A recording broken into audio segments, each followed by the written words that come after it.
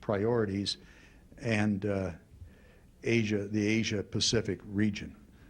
The number of interesting matters there are endless, of course, and one needn't say anything about them, but it's a spectacularly interesting region and hugely important to us.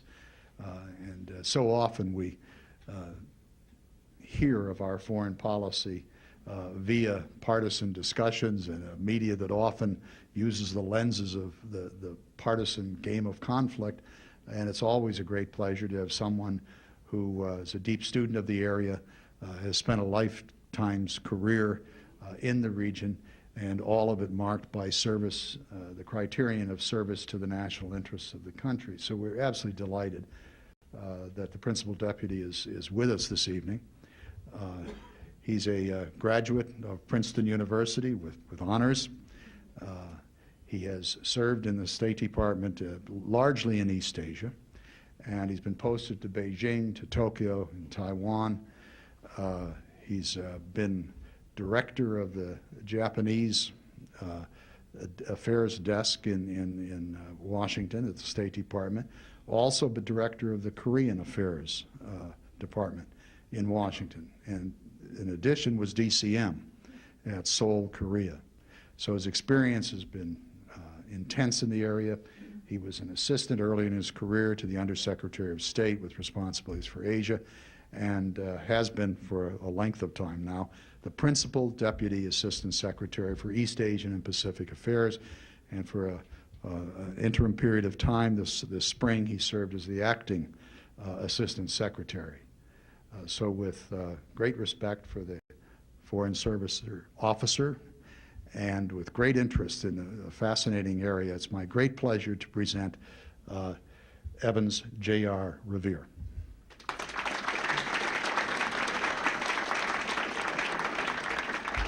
Thank you very much, Frank, for that very, very kind and generous introduction. I think I need to add, in the interest of full disclosure, as I stand here this evening, that I'm also a baseball fan, and that as I approached the city, I drove past Camden Yards and noticed that there was a baseball game on this evening.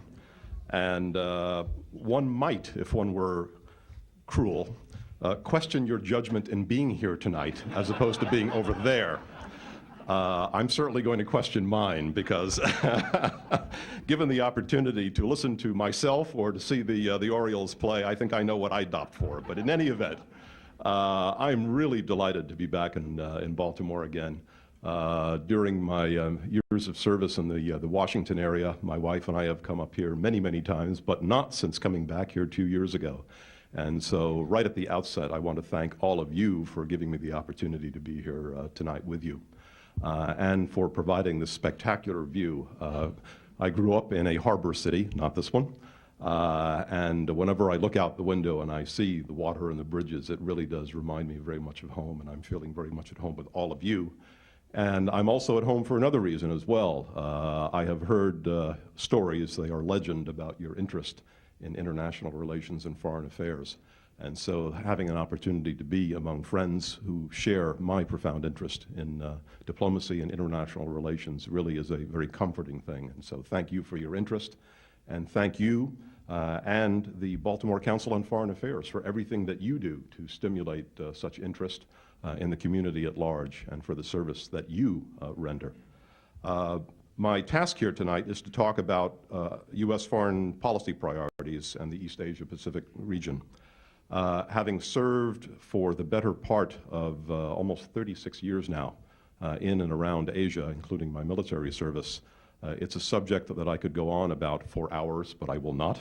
I will hit the high points if you will allow, and then I am very much looking forward to your questions and your comments and your thoughts. Our foreign policy is based on America's interests.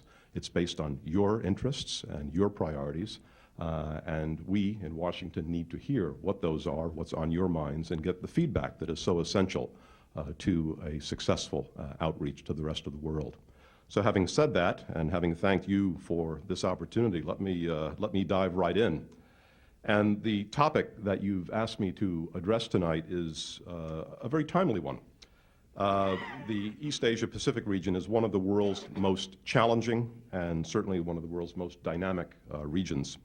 And it's an area that is playing and will continue to play a major role in determining the future course of the world's economy and the prospects for international peace and stability, without question.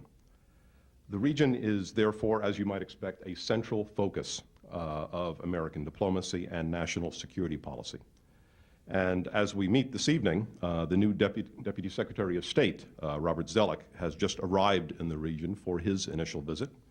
And my boss, who relieved me from my responsibilities as acting Assistant Secretary, Chris Hill, has just returned from a visit to the region, and he'll be traveling out there again in the coming weeks. And of course, as you know, only a few short weeks ago, Secretary of State Rice paid her first visit to the region as Secretary.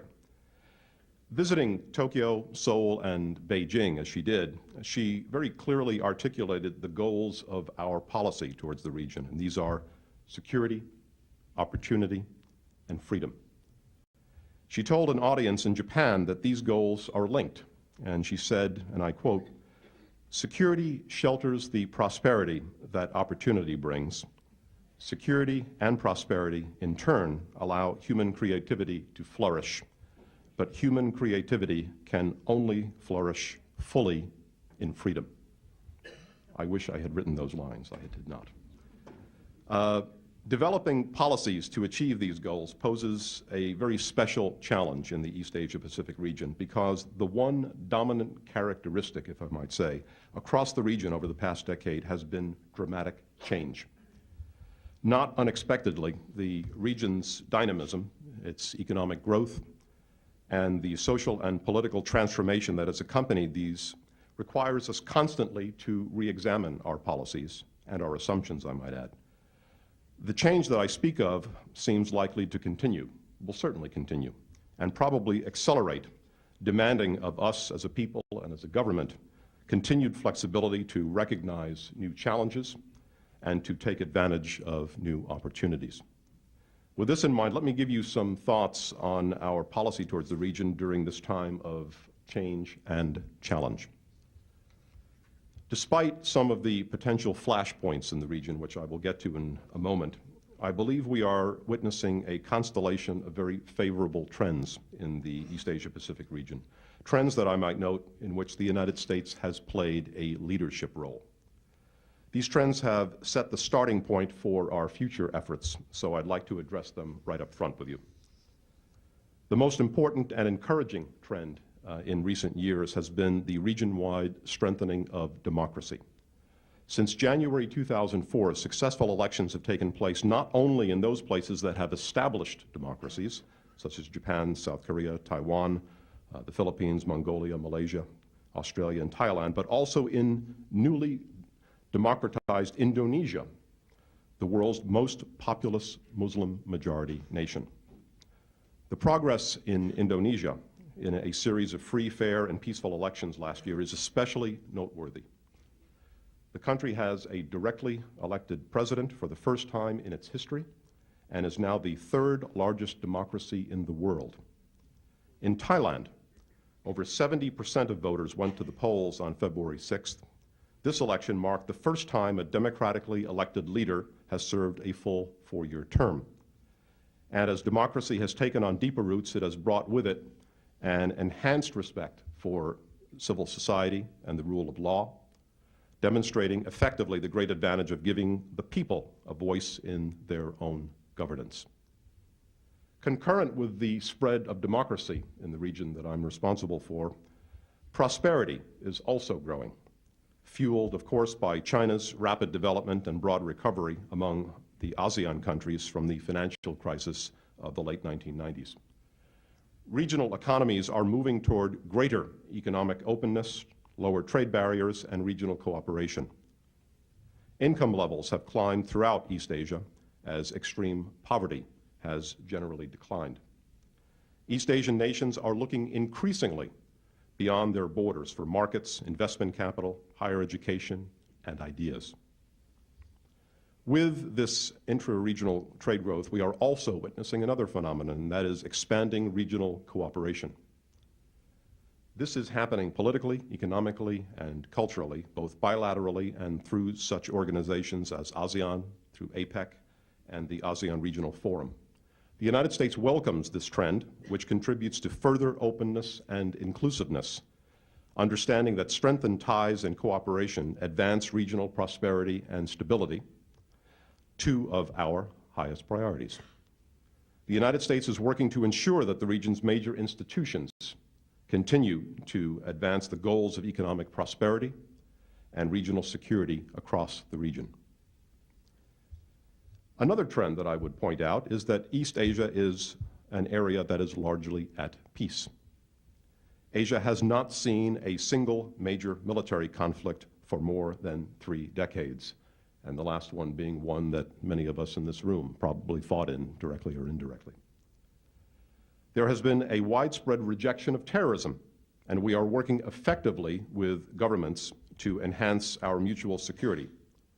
And with some notable exceptions, governments and peoples have recognized the advantage of resolving differences through dialogue and the ballot box, and of maintaining political stability as an essential ingredient of economic prosperity. We are also seeing in this region increased attention being paid to global issues. Sparked largely by U.S. leadership, I might add, governments throughout the region are beginning to work with us to alleviate human misery by combating trafficking in human beings, environmental degradation, infectious diseases, narcotics trafficking, and international crime. The United States has also taken the lead in advancing human rights and religious freedom in Asia, very important priorities for us. And we are a leading source of assistance to bring about needed change. And our major partner in the region, Japan, ranks second only to the United States in providing official development assistance and is focusing increasing attention on these global issues of concern. It is against this backdrop of what I would characterize as generally favorable trends that we seek to develop policies to achieve the goals that I mentioned earlier: security, opportunity, freedom. To achieve the first goal, security, we must redouble our commitment to addressing the threats to regional peace and security that still remain. Chief among these threats is one that I have spent much of the last 3 decades working on, and that is the situation in North Korea, where the Pyongyang regime continues to challenge the international community through its pursuit of nuclear weapons and the means of delivering nuclear weapons and other weapons of mass destruction. To deal with this challenge, we established the 6-party talks framework aimed at obtaining the dismantlement of North Korea's nuclear programs in a permanent, thorough, and transparent manner. We did so because of our belief that harnessing the diplomatic leverage of the parties most directly affected by North Korea's nuclear ambitions offers the best hope for resolving this problem. Regrettably, the DPRK has not seen fit to return to the talks since the 3rd round of those talks ended in June of last year, nor has North Korea sought to explore the very forward-leaning proposal that we put on the table at that session.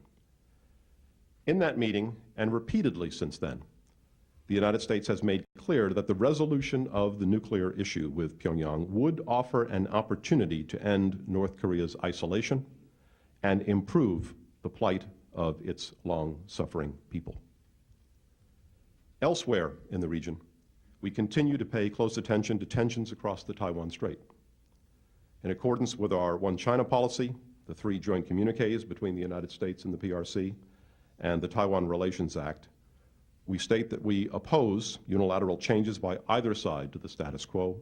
We do not support Taiwan independence, and we oppose the use or threat of force by Beijing. And in this regard, we have made it very clear to Chinese authorities that we consider the recently enacted anti-secession law to be very unhelpful.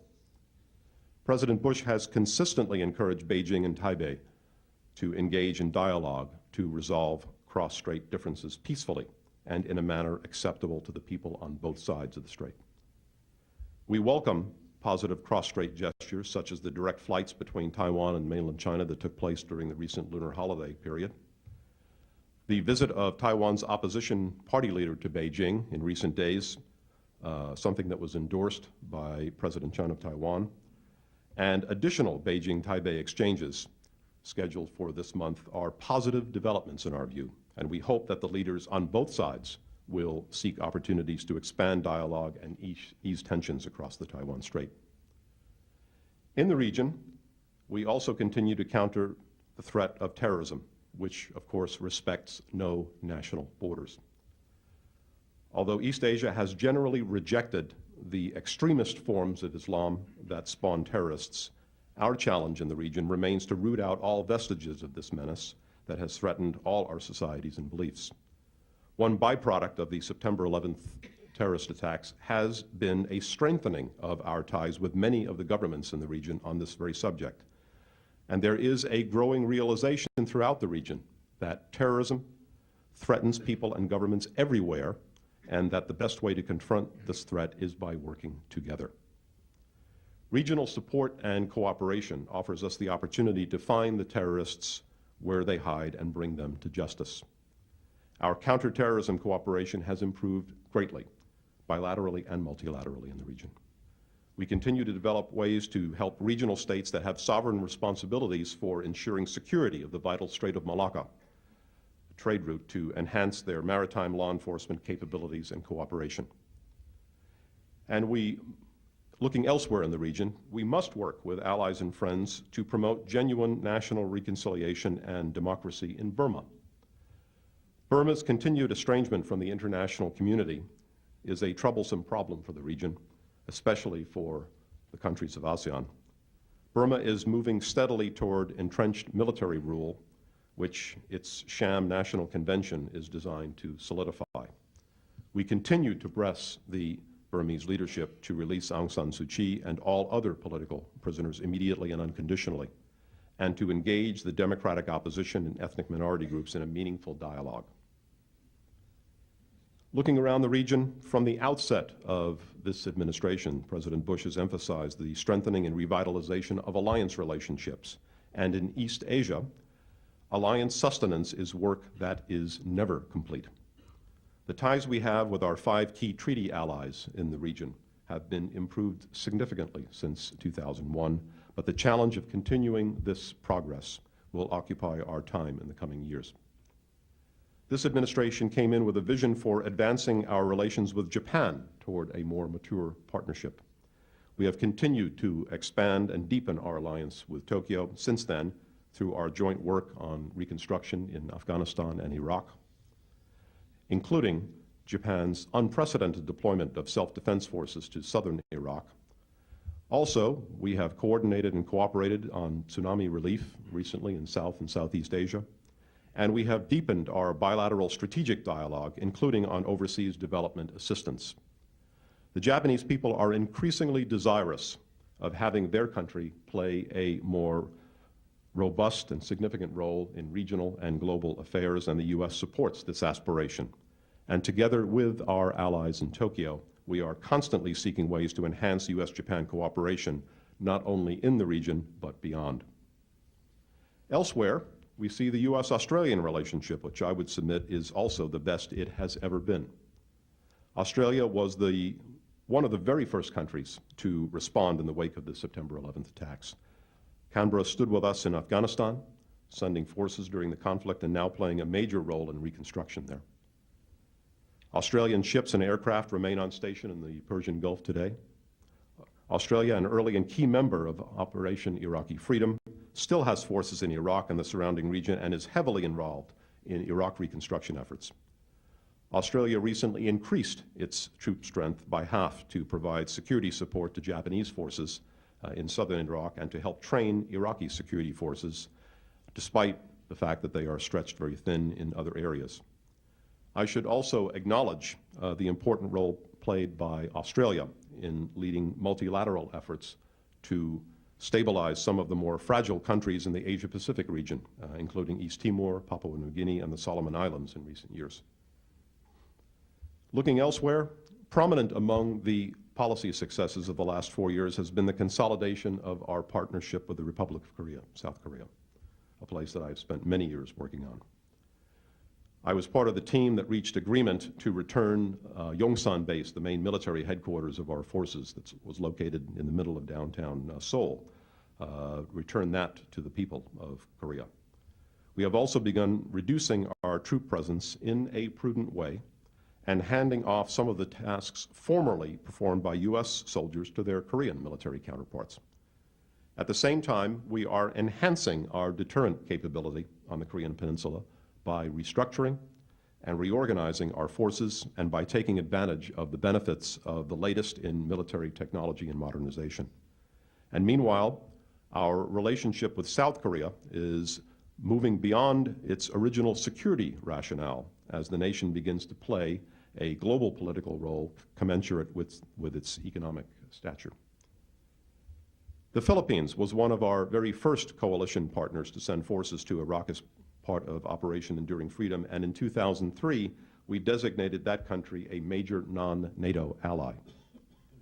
While we were disappointed at the sudden withdrawal of Philippine forces from Iraq following the kidnapping of a Filipino national, our alliance remains strong, and we continue to cooperate on a very broad range of issues. We have also steadily strengthened our alliance relationship with Thailand in recent years. In the war against terrorism, Thailand has also been a staunch partner and ally, contributing troops to coalition efforts in Afghanistan and Iraq. President Bush recognized the strength of the alliance by designating Thailand as a major non-NATO ally as well. We are also negotiating a free trade agreement with Thailand, a key trading partner and a dynamic economy that offers great potential for U.S. exporters. While not a treaty ally, our partnership with Singapore has furthered our shared interests, and the relationship has gotten even closer in recent years. Our arrangements with Singapore give us access to a world-class port and airfield facilities for our military forces in a very key strategic location. Singapore has also contributed logistical and training support to Operation Enduring Freedom. Although the Asia-Pacific region lacks the strong multilateral security structures that play such an important role in Europe, the U.S. is an enthusiastic participant in the ASEAN Regional Forum, the so-called ARF, which is the region's only broadly inclusive institution detailed to security issues.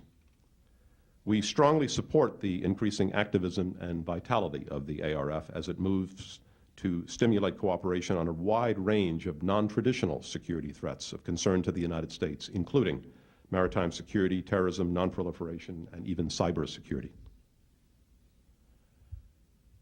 We are working on restructuring our global defense posture, and a large amount of our effort in this regard has been focused on the Asia-Pacific region. Changes in our relations with major Asian allies reflect the priorities of our global defense posture review, which aims to improve our and others' reactions to emerging threats while we maintain the ability to address traditional threats. We are taking advantage of advances in technology that have multiplied the combat power of our individual soldiers to reduce our military footprint in Asia, and the Korean example I cited is part of that. At the same time, we are using our increased mobility to guarantee that we will be present when needed to help our friends and allies. Another challenge to regional and global security is the proliferation of weapons of mass destruction and the means to deliver them. While in the past we were primarily concerned with proliferation between states, we have become more conscious that terrorist organizations could, of course, also use these weapons. For this reason, we initiated the Proliferation Security Initiative to stop the transit of these weapons. I am pleased to say that Australia, Singapore, South Korea, New Zealand, and Japan are among the participants in the so-called PSI initiative. Concurrent with our efforts to advance the goal of security, we are building on these favorable trends in the region to push forward our goals of opportunity and freedom. One of the key challenges before us in this area is how we interact with China as an emerging regional and global power. We have worked hard to develop a relationship that lets us cooperate whenever possible, but one that still allows us to communicate in a candid and direct fashion to address common challenges, regional and global, economic and political. China has responded, I would submit, in ways that show it understands that it has to continue to become a responsible regional and, in some ways, global actor. We and others do have differences with China on some contentious issues, most notably in its approaches on Taiwan, Hong Kong, bilateral economic questions, human rights, religious practice, and dialogue with the Dalai Lama. We recognize the importance of handling these issues sensitively, but in a way that is consistent with our values and our beliefs. We intend for our relationship with China to be based on dialogue, on the exploration of common interests, and the explanation of differences. Let me turn, if I can, to some economic issues. U.S. trade with East Asia and the Pacific totals over $750 billion each year, a figure that exceeds our trade with the European Union. And it is growing at a rapid clip. Asia is home, the Asia-Pacific region is home to some 30% of the Earth's population. East Asia accounts for over a quarter of world production and nearly a quarter of world trade, and those numbers are also growing quickly.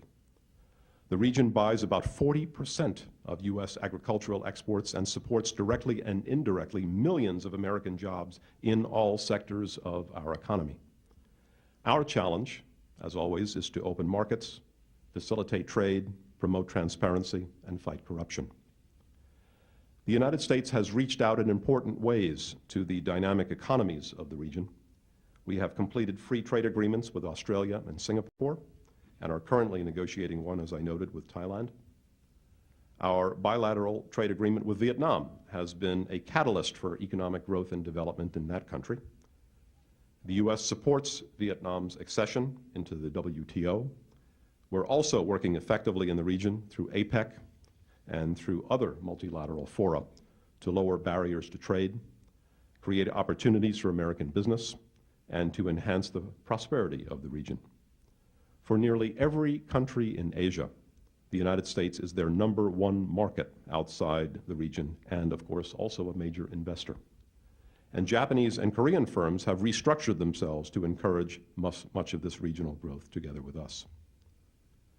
One of the greatest economic challenges we face is to ensure that China's opening to the outside world continues. China has made considerable strides since its accession to the WTO in opening its markets, and American business people today find it easier to trade and invest there. But, and this is an important qualification, we continue to have serious concerns, especially with intellectual property rights issues, IPR enforcement, standards, transparency, and services.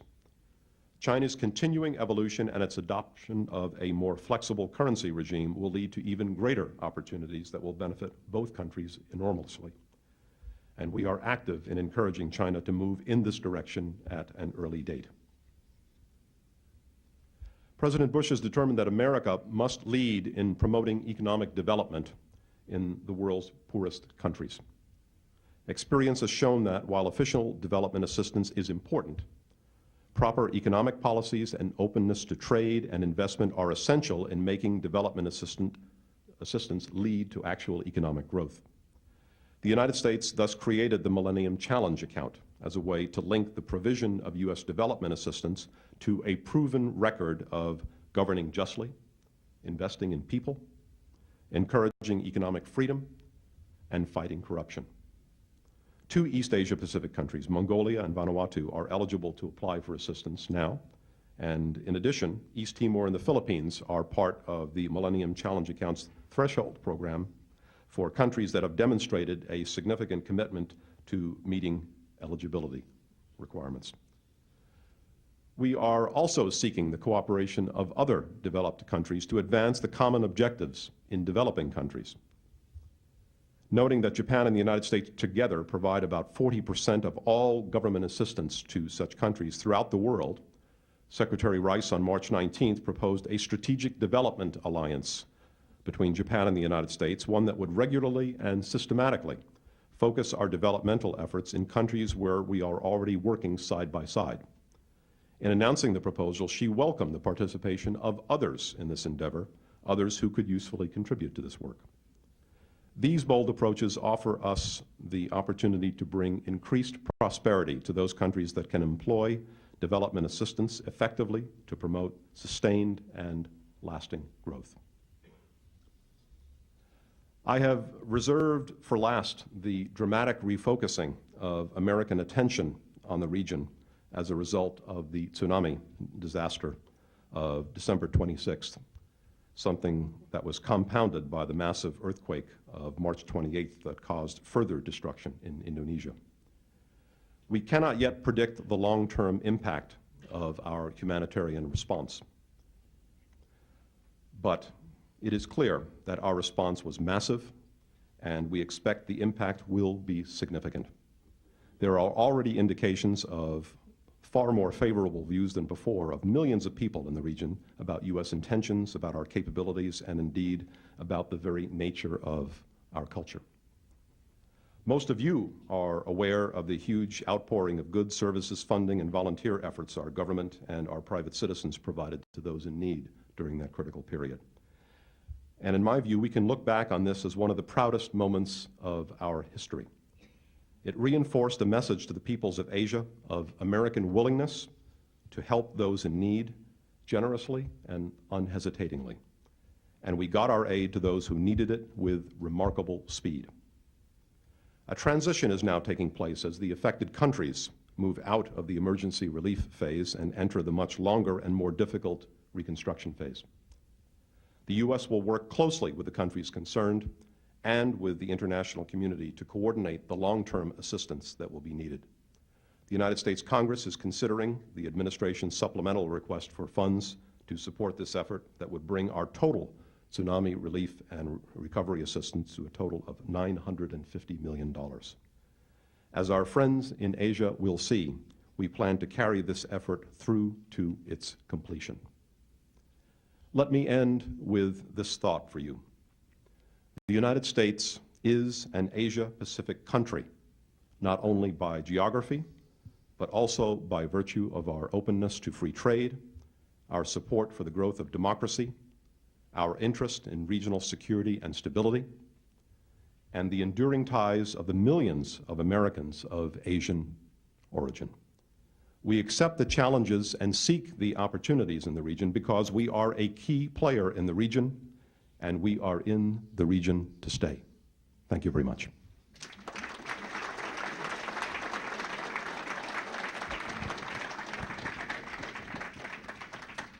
What possible objections do Japan and the United States have to the Sunshine Process? And to reunification prospects in the Korean Peninsula. I can answer your question in a word: none. We support the idea of Korean national reunification, and we have continued to support national reunification. I was actually in Korea during the period that you spoke of in a couple of different capacities. At one time, I was the designated director of what was supposed to be the first U.S. diplomatic mission in North Korea. And I was on standby in Seoul waiting to go up north in the hope that our ongoing discussions with North Korea during this period would lead to the eventual opening of a diplomatic mission. Subsequently, I was there as the deputy chief of mission and also the chargé of our embassy in Seoul during the last 2.5, 3 years of President Kim Dae-jung's tenure as president, when he was promoting the Sunshine Policy of reconciliation with the North. I was there during the election that you mentioned of his successor, President Roh Moo-hyun. And all of the events during that period, I had an opportunity to witness and take part in firsthand. Throughout that period, and continuing today, we have continued to support the idea of reaching out to the North. We have continued to support reconciliation between North and South. And the United States, our policy is to support ultimate reunification of the Korean Peninsula and to support our Korean allies as they pursue this. Reunification is not something that's going to happen in the immediate future. If you ask most Koreans on the streets of Seoul, I would dare say many of them would actually say that they would prefer that it not happen so quickly. And polls in South Korea support this. And the reason being, and it's a little bit counterintuitive, that a rapid near-term reunification of the Korean Peninsula would reunify two entities that, in terms of their economic differences, the gap between North and South, are dozens of times greater than the gap that existed between East and West Germany. And the prospect of South Korea going from one of the world's leading industrial democracies to a situation in which it would be mired in poverty is not something that appeals to a lot of young Korean people. And it's very interesting the way poll numbers have changed over the years. As South Korea has gotten richer, the poll numbers have suggested that the Koreans more and more look at reunification as a more distant goal rather than a near-term goal. But it is still the goal of Koreans, and it's one that we support, quite frankly. We have had occasional differences about the pace of things on the Korean Peninsula. And there have been sometimes differences in perspective about how rapidly things should happen. But the bottom line is that the United States has, does, and will continue to support national reconciliation and reunification of the Korean people. A couple of observations, but one framework observation is that accommodation has worked in many instances. And specifically, why couldn't large-scale American aid make it easier for the South Koreans to adjust to the North? And the other element of the question that I got was an expression of cynicism about, I don't want to put words into your mouth, but about the sincerity of our approach towards the North. Absolutely. Okay. I was the deputy on the negotiating team in the previous administration that negotiated issues with the North Koreans, sitting across the table from very tough North Korean diplomats for days on end, 12, 13, 14-hour sessions sometimes, dealing with issues like missile launches, nuclear weapons developments, secret underground facilities, and a lot more than that. We made genuine and serious efforts to try to move our relationship forward with the DPRK. You will remember a little over a decade ago, during the nuclear crisis in North Korea, an earlier administration made an effort to try to put together an agreement called the Agreed Framework with the DPRK that would prevent North Korea from developing a nuclear weapons capability, one that we knew that they were working on well over a decade ago. And indeed, in October of 1994, the United States and North Korea, the DPRK, concluded this agreement called the Agreed Framework.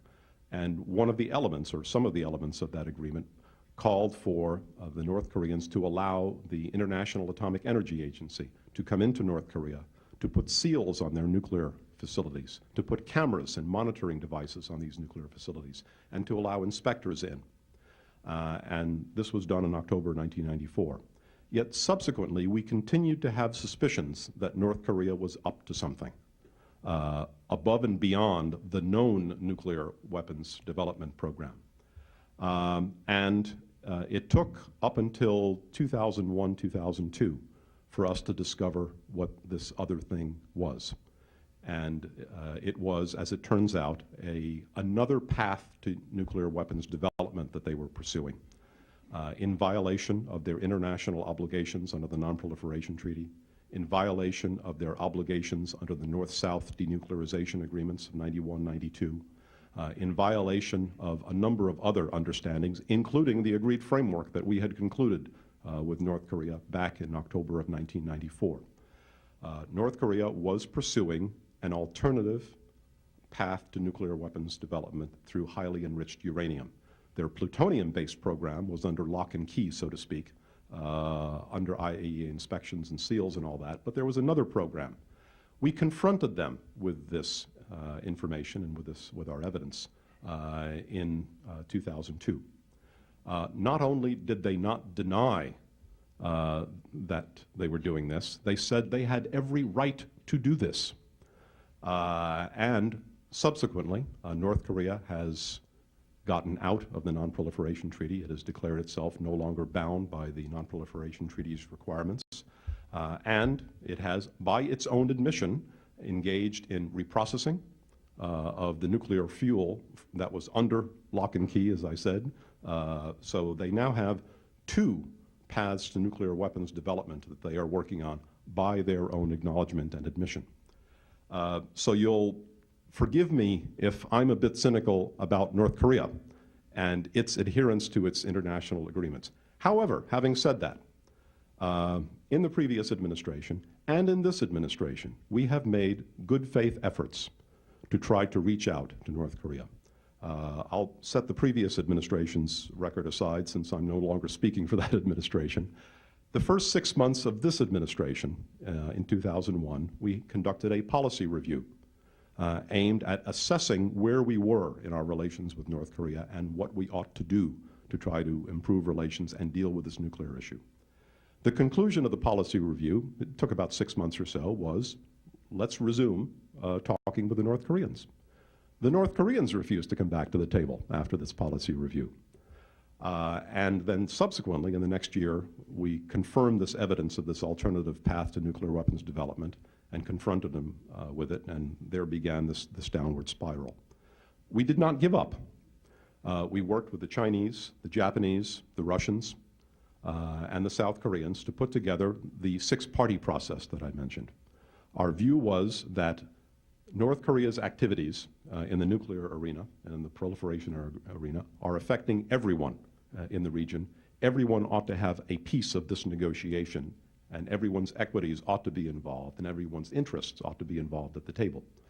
It took us some time to get the North Koreans convinced of that fact and to the table, but they came to the table. And in principle, they agreed with the ultimate aim that we all put on the table in the first round of the 6-party talks, which was the denuclearization of the Korean Peninsula. And over the course of 3 meetings, we built up to the meeting in June of last year, in which we presented the outlines of a game plan aimed at doing precisely what it is that you have suggested: economic assistance, energy assistance, normalization of diplomatic relations, technical assistance, security guarantees to the DPRK, a whole range of things that we outlined to them and put on the table for their consideration as a way of getting them off this path to nuclear weapons development. They took it on board, walked away from the table, and have not been seen since. Once again, you'll forgive me if I'm a bit cynical about where the North Koreans are coming from in this process. We have not given up. It is not just a question of money. The North Koreans have made it clear. It's a question of their security and their perception of their security. The North Koreans are convinced somehow that they need nuclear weapons. Underlying the assertion that the question of whether we think they might attack us, the question is, what do you think is their purpose in having nuclear weapons? I don't think the North Koreans, even in their wildest fantasies, have any dreams of conquering America. But we have 32,000 U.S. troops in South Korea defending our ally there. We have 45 to 50,000 troops in Japan on bases there and on ships with the 7th Fleet there. It is very clear that the missiles and intermediate range systems that North Korea is developing are almost certainly would be used to target U.S. bases and facilities and population centers of our allies in South Korea and Japan if there were another conflict there. If you want to know what North Koreans' intentions are, listen to their propaganda. Their propaganda calls for the reunification of the Korean Peninsula under their terms and through violence. This is what they say. Now, they are also, by the way, I should add, developing longer-range ballistic missile systems that at some point in the next decade will be capable of reaching the continental United States. They're not there yet, but they are working on these systems. We saw them test one on August 31st of 1998. I was literally sitting across the table from a North Korean delegation when the news report came in that they had launched an intercontinental ballistic missile that overflew Japan in 1998. You'll recall that. So they are working on these systems. And if you want to know what their intentions are, do what I often do, which is when we're sitting across the table from the North Koreans, ask them. They will tell you.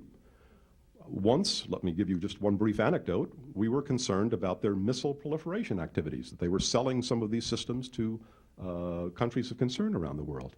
And we conveyed this concern to them across the table. And their response was, did they deny this? No. They said, of course we sell missiles to countries of concern to the United States. This is how we make money. The purpose of their nuclear deterrent, they say, is for self-defense. The North Koreans have also told us directly, however, subsequent to the revelations of October 2002, that they would be prepared to sell, demonstrate, or transfer those nuclear weapons. I leave you to judge what they mean by that. Mr. Shore asked two questions. The first is, under what conditions would we give up on negotiating with North Korea? And then secondly, what do we do to keep Japan from developing a alternative nuclear strength? Regarding the first question, I'm a diplomat, and so by my nature, I need to be an optimist. I've dealt with many tough cases over the years. This is probably the toughest case of all during my career. These are incredibly important and sensitive issues. These are issues of war and peace that we're dealing with here, obviously. The easy answer to your question is we're not there yet. There is still more diplomacy to play out. We continue to believe that the six-party talks represent the best way to resolve this problem.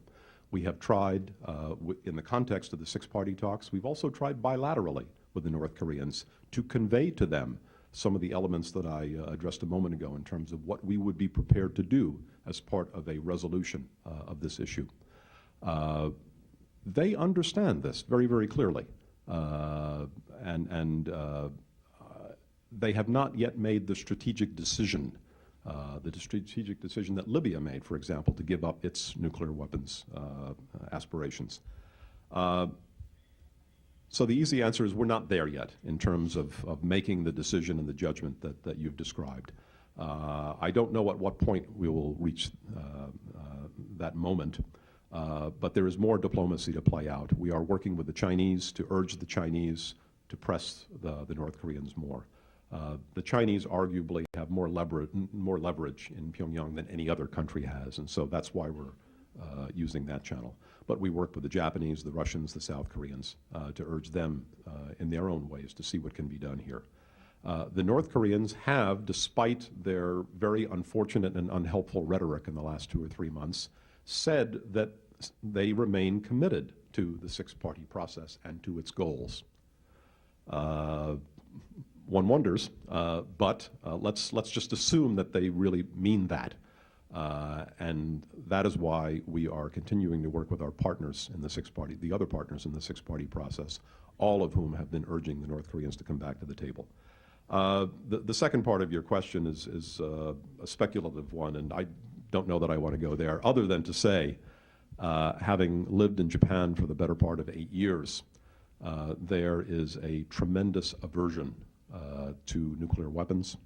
One has only to visit Nagasaki and Hiroshima and to see why. These feelings run strong, they run deep in Japan. There is a tremendous antipathy towards war, and especially nuclear war. And one can only guess what might happen down the road if the North Koreans were to explode a nuclear weapon or do something else along those lines. But the Japanese are as committed to the six-party process as we are. Just yesterday, we met with the Japanese Foreign Minister, Secretary Rice, and the Japanese Foreign Minister, and had a good conversation on this very subject and renewed their respective commitment to trying to resolve this very, very delicate and dicey issue through diplomacy. That's the path that we're on. That's the path that we're going to continue on for a while. But I would be misinforming you if I were to tell you that there isn't a level of frustration, not only in Washington, but in the other capitals involved in this process. We are getting on a year, almost. In June, it'll be a year since the last six-party talks were held. And these talks have not resumed, despite North Korea's commitment to come back to those talks within a couple of months. That was made in June of last year. There is a level of frustration. You've sensed it in some of the comments that you're hearing from some of our senior officials, and including me tonight. We're going to let the diplomacy play out a little bit more here. How vulnerable is South Korea to North Korea without our presence? South Korea's population is twice as large as that of the North. The South Korean military institution that exists today bears no resemblance whatsoever to the South Korean military that existed in June of 1950. They are impressive, they are well armed, they are well trained. I have seen them in action. I have fought next to them. I know many of their senior commanders. I've seen what they do out in the field. They are an incredibly impressive fighting force. It's difficult to know how war plays out. But I think that the South Korean military certainly does have the capability to defend its country. But the game plan that we have worked on over the years calls for us to be there with them to make sure that the damage that is done in the South is minimal and that a conflict, should it ever, God forbid, occur, is brought to a conclusion very, very quickly. It is a very impressive military force. But I should also add, while I'm throwing out statistics, that even though South Korea's population is twice as large as that of the North Korean military is considerably larger than that of the South. The North Korean military, unlike the South Korean military, is arrayed in offensive order along the DMZ. The North Korean military is not arrayed to defend their territory. They are arrayed to seize territory. Beyond that, some 60 to 70% of all North Korean military forces are located within 100 kilometers of the border. You know the significance of that. I'll share one anecdote with you. You're familiar with the transportation corridors that are being built through the demilitarized zone to allow traffic to go back and forth between North and South Korea. A couple of 3 years back, when I was working with our military on negotiating the protocols for the construction of these channels, one of which goes right past Panmunjom, by the way. One of the arrangements that needed to be made was the removal of mines on either side of the DMZ so that we could put the highway and the rail line through. It took several months for all of the mines on the southern side, our side of the DMZ, to be removed. Very intricate process, and there were a lot of them, and we eventually got it done. It took a matter of days for that process to be finished on the north side. You can imagine why. They didn't need mines to stop us from going north. They needed mines not to be there to allow them to go south. How are we dealing, if we should, with Japan's declining birth rate and aging population? That's really a domestic issue for Japan and something that its own political leadership is very much focused on. Share with you another anecdote. Having spent a number of years in Japan and driving around some of the towns in places like Kyushu and Shikoku, the islands in western Japan, you go through many villages and towns there where there's no one under the age of 65 or so. And it really is unnerving to see towns with no young people. I'm no spring chicken myself, but it really is unnerving, and it's a problem that Japanese political leaders are very much focused on.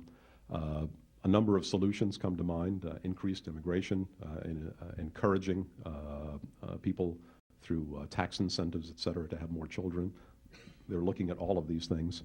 It's very interesting. In some farming villages in Japan, you see a lot of brides who are coming from the Philippines, marrying Japanese men, because there aren't enough women in a lot of these towns. So these are all changes that the Japanese are having to adjust to. It's not just Japan, by the way. Korea is looking at a demographic crisis as well at some point down the line. The Chinese are also looking 20, 30, 40 years out at some problems that have been created by their skewed birth rate. The male-female ratio is very, very interesting and a little bit disturbing when you think about the ultimate downstream effects of this. Responsible political leaders in all those countries have their agenda set for them, and this is an important issue. how do you imagine the Chinese thinking about these problems, and how do you perhaps skeptically assess their long-term strategic objectives? All countries act in their own national interest. That's rule number one of diplomacy. Rule number two of diplomacy is be careful about introducing the trust factor. It's a lot better to focus on verification and what you can confirm as opposed to hoping that someone is doing something. Those are two guidelines that have helped me through a career in diplomacy. It was always interesting when people said you can't negotiate with party X because you can't trust them. Well, I'm negotiating with them because I can't trust them. And so we're trying to put something in place here where I can be very much assured that whether I trust the party or not, it's going to turn out the way I want. That's the essence of what we do as negotiators in the State Department, which is why my hair turned prematurely gray many years ago. The Chinese will act in their own national self-interest. And as they do so, it's useful for us to reflect on what that national self-interest is. What are China's priorities? Stability, economic development, and the prevention of conflict in its borders. If you think about that, then North Korea, as a nuclear-armed, dangerous, outlying state that doesn't play by the international rules, is something that really can't be acceptable to a China whose priorities are the ones that I've described. That being the case, when we talk to the Chinese, we remind them of what I've just said, that North Korea has a tendency to act in a manner that we would not characterize as rational. By their own admission, they are developing nuclear weapons. By their own admission, they are developing the mechanisms to deliver these. There's no question about that. And so we encourage the Chinese to reflect on that and reflect on what's in China's own national interests, and I think they do. I've talked to enough Chinese from all walks of life, not just the leaders, not just party members, not just military people, but academics and others. And the story that I'm getting back, and that my colleagues get back, is that China is concerned about this problem. The real question is, however, not whether they're concerned about it, but how hard are they willing to push North Korea to behave in a more responsible fashion? That's a little bit harder to puzzle out. But we continue, based on our assessment of what China's national interest in this issue is, to believe that China will continue to try to press the North Koreans, and we will continue to work with the Chinese to urge them to push the North Koreans as hard as they possibly can. Many people say that China has only limited influence in North Korea.